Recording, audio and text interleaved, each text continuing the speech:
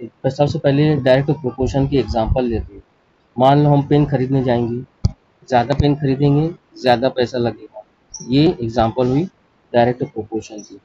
दूसरी एग्जांपल है ज़्यादा पेट्रोल खरीदेंगे ज़्यादा पैसा लगेगा, मीन्स ये भी एक एग्जांपल हो गई डायरेक्ट प्रोपोर्शन की। नाउ अब हम लोग इसके ऊपर इजी वे से प्रॉब्लम सॉल्व करने की कोशिश करते हैं।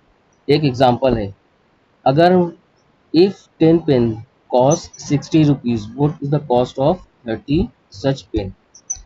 ये डायरेक्ट रिलेशन हुआ, क्यों? क्योंकि जैसा हम लोग ने देखा ज़्यादा पेन खरीदने के लिए हमको ज़्यादा पे करना पड़ेगा, ज़्यादा। डायरेक्ट रिलेशन वाले जो प्रॉब्लम्स होते हैं उनको सॉल्व करने का बिल्कुल इजी वे बताते हैं यहाँ पर।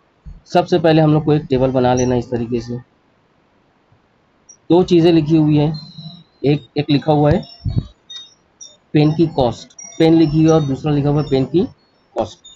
यहाँ पे हम लोग वो कॉलम बनाएंगे, यहाँ पे लिख देंगे हम लोग पेन, और दूसरे कॉलम में लिख देंगे उसकी प्राइस रुपीस, मैं RS लिख देता हूँ, ठीक है।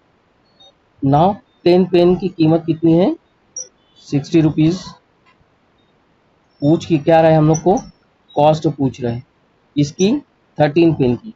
पेन के कॉलम में हम लोग पेन लिख देंगे 13 पेन, और क्या हम लोग से आस्किंग पूछ रहे हैं?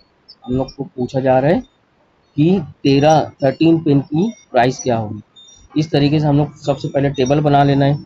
अब बहुत ही इंपॉर्टेंट चीज़ ये है, ये याद रखने की चीज़ है कि अगर डायरेक्ट प्रोपोर्शन रहा तो क्रॉस मल्टीप्लाई करेंगे, इनका क्रॉस मल्टीप्लाई इस तरीके से लिखने के बाद क्रॉस मल्टीप्लाई करेंगे, मीन्स मैं 10 को x से मल्टीप्लाई करूंगा और 13 को 60 से मल्टीप्लाई करूंगा। तो एक्सप्रेशन मेरी कैसे बनेगी?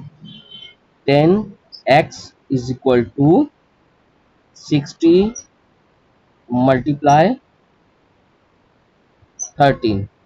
ये x है, यहाँ x के 10x के साथ मल्टीप्लाई कर रहे हैं हम लोग, 10 को उस साइड मूव करेंगे, तो ये जो 10 है ये इससे डिवाइड करेगा।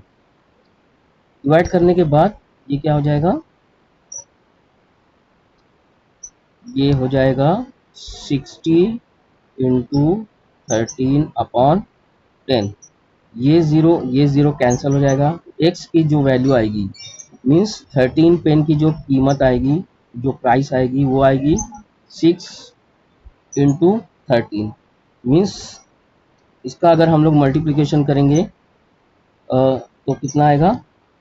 68 रुपीज़। तो इसकी प्राइस क्या रहेगी? 68 रुपीज़। तो ये इजी वे था। Thank you.